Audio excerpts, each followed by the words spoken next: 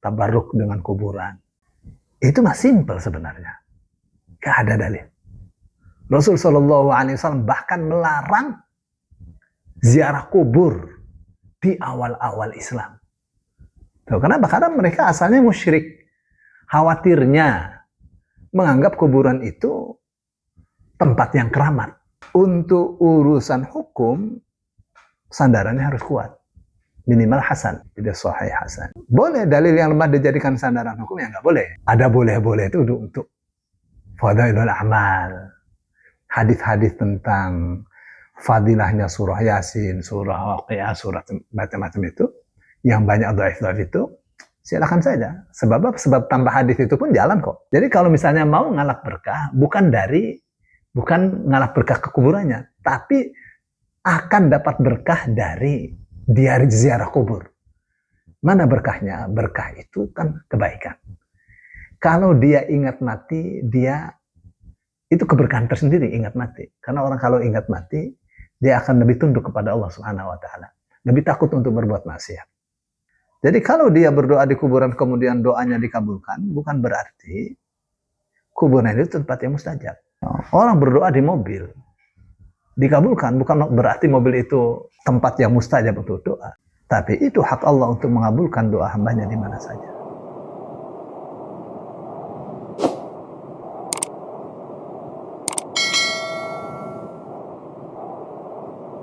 Bismillahirrahmanirrahim. Alhamdulillahil qudusis salam wa asyhadu an la ilaha illallah wahdahu la syarika lahul ma'budul haqq wa 'ala dawam wa asyhadu anna Muhammadan 'abduhu wa rasuluhul mab'uts rahmatan lil anam. Amma ba'd. Alhamdulillah Ustaz, kita sudah memasuki ayat yang kelima di surat Al-Fatihah dari rentetan sistematika wahyu. Kemarin kita sudah membahas ayat yang keempat dari surat Al-Fatihah, yaitu Maliki Yaumiddin. Sekarang kita akan membahas ayat berikutnya Ustaz, yaitu Iyyaka na'budu wa iyyaka nasta'in. Kita langsung masuk ke pertanyaan aja Ustaz ya. Yang pertama itu apa saja Ustaz yang bisa kita bahas dari satu ayat ini Ustaz? Iyyaka na'budu wa iyyaka nasta'in. Ayat 5 surah Al-Fatihah itu bisa kita kaji dari berbagai sudut. Pertama dari sudut akidah. Yang kedua dari sudut fikih. Tapi dua-duanya itu menyatu.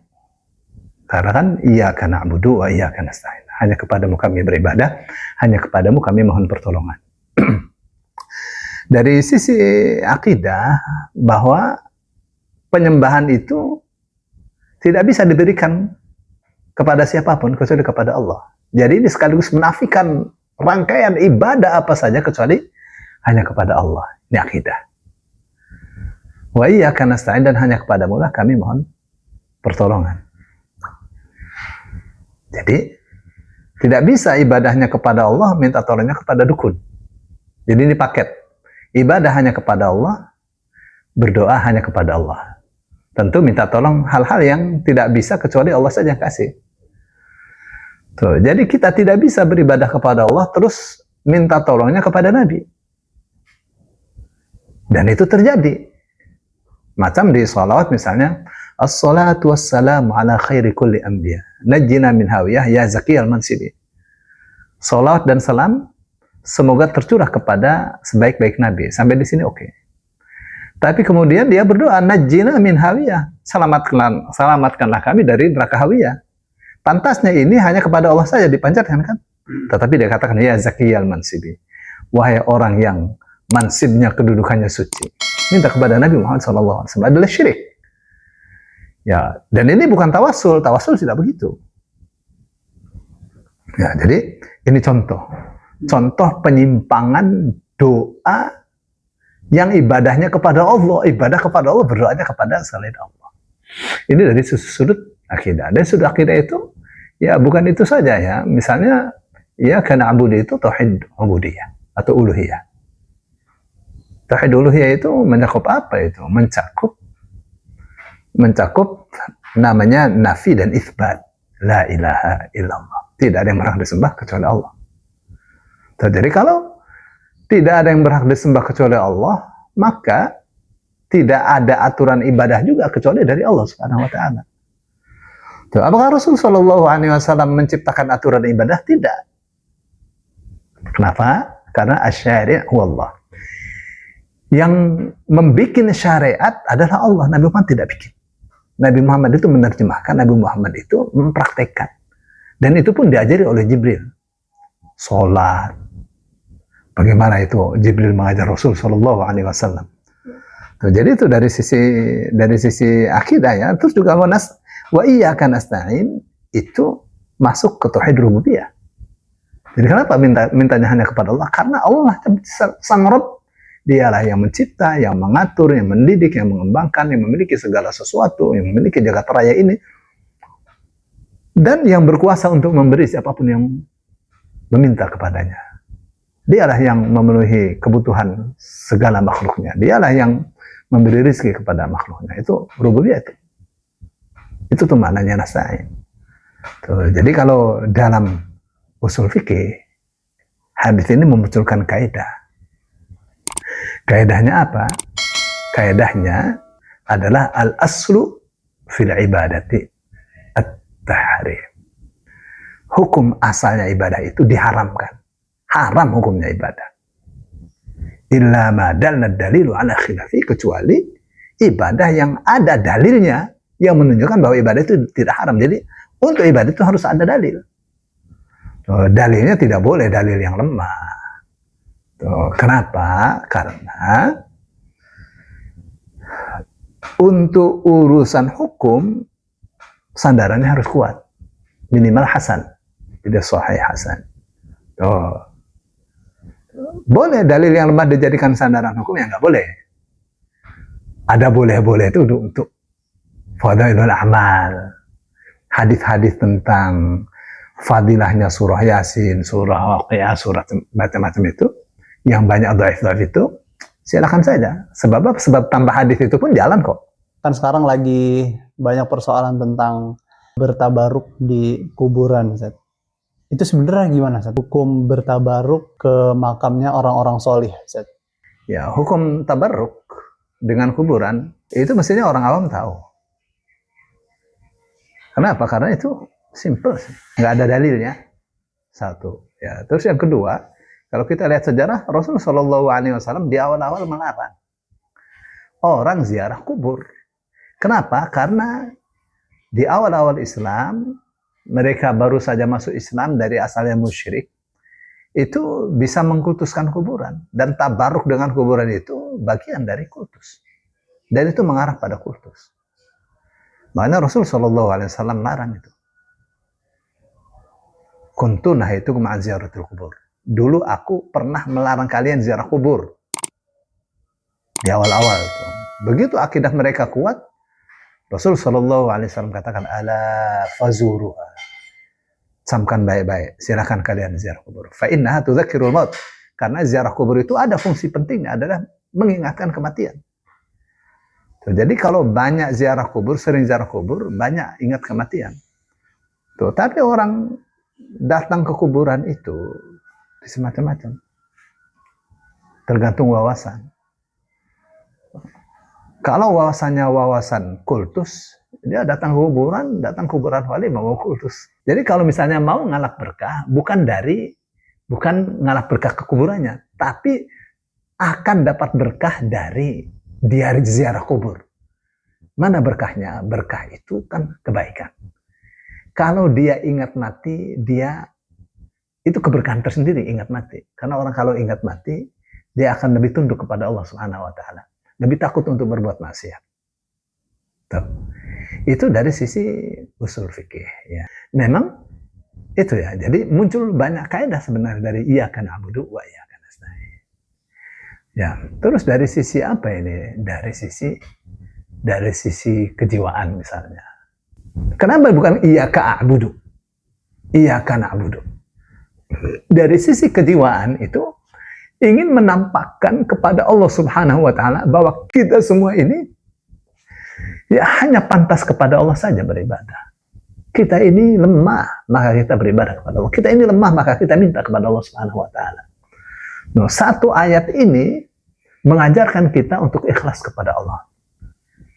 Tujuan, jadi dari ayat ini kita tahu ya, tujuan hidup itu ada kepada Allah. Tapi bagaimana kita bisa beribadah? dengan pertolongan Allah. Tujuannya ibadah kepada Allah. Wa ma khalaqtul jinna wal insa illa liya'budun. Tapi bagaimana kita bisa beribadah? Dengan pertolongan Allah. Itu bekal. Mana pertolongan Allah? Banyaklah. Makanan, minuman, rezeki, pertolongan Allah, kesehatan. Tuh, jadi di samping ini mengajarkan kita untuk ikhlas kepada Allah Subhanahu wa taala. Untuk seolah-olah kita melihat Allah Subhanahu wa taala, maka kita katakan iyyaka, hanya kepadamu. Allah ada di hadapan kita. Na'budu, kami semua yang dhaif ini beribadah hanya kepada Allah, tidak kepada yang lain. Pengakuan akan tauhid. Wa iyyaka nasta'in, dan hanya kepadamu kami mohon pertolongan. Pengakuan akan kelemahan kita yang lemah. Jadi tauhid dikukuhkan, ego dihancurkan. Tuh, iyyaka na'budu wa iyyaka nasta'in. Jadi masya Allah itu. Apa itu kultus, Ustaz? Kultus itu ya dalam bahasa anak mudanya hulu, ya menyikapi manusia secara berlebihan, lebih dari semestinya. Oh, maka orang datang ke kuburan itu, ya ada yang datang, mereka menganggap bahwa kuburan itu tempat yang keramat, yang kalau berdoa di situ pasti dikabul oleh Allah. Dan untuk mengabulkan doa itu Allah punya urusan. Jadi kalau dia berdoa di kuburan kemudian doanya dikabulkan, bukan berarti kuburan itu tempat yang mustajab. Ya, orang berdoa di mobil dikabulkan, bukan berarti mobil itu tempat yang mustajab untuk doa. Tapi itu hak Allah untuk mengabulkan doa hambanya di mana saja.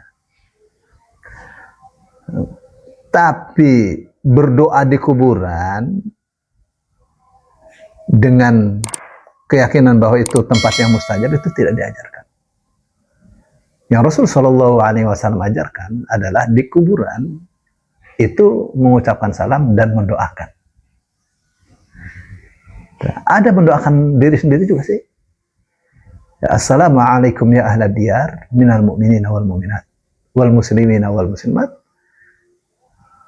wa inna insyaallah bikum lalahqun nas'alullaha lana wa lakum al-afiyah. Aku minta kepada Allah untuk kita dan untuk kalian al-afiyah. Apa artinya afiyah? Ampunan. Afiyah itu apa saja yang tidak kita inginkan, apa saja yang Allah tidak ridhoi. Ya, minta terhindar. Jadi afiat. Sehat walafiat, sehat dan selamat. Ada orang sehat tapi tidak selamat. Selamat dari berbagai gangguan. Nah, itu tuh maknanya afiat. Sekedar itu. Tapi kalau berdoa di kuburan, ingin kaya, ingin dapat jodoh dan seterusnya, bukan di situ tempatnya, di masjid.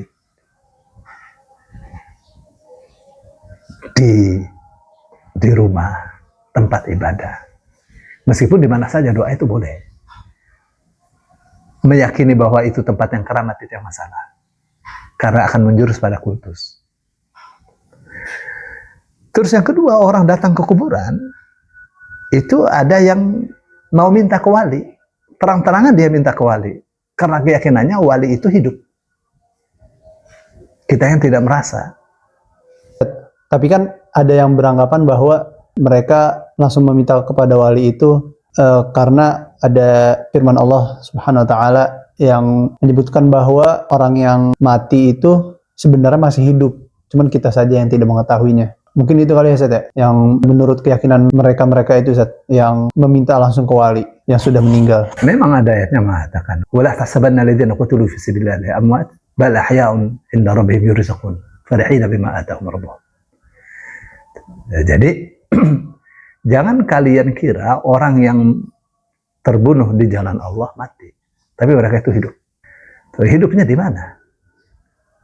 'Inda rabbihim, di sisi Tuhan mereka, yurzaqun, dan mereka dikasih rezeki. Farihina bima atahum rabbuhum. Ya, mereka bangga dengan apa yang Tuhan mereka berikan. Karena mereka begitu terbunuh langsung diangkut ke surga. Dan melihat para pejuang yang ada di dunia yang masih hidup. Mereka mengabarkan, kita ini sangat dimuliakan sekali karena syahid, dan seterusnya.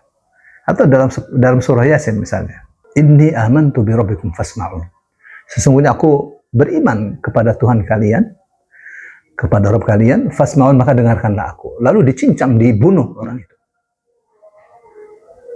Siapa itu, Ustaz?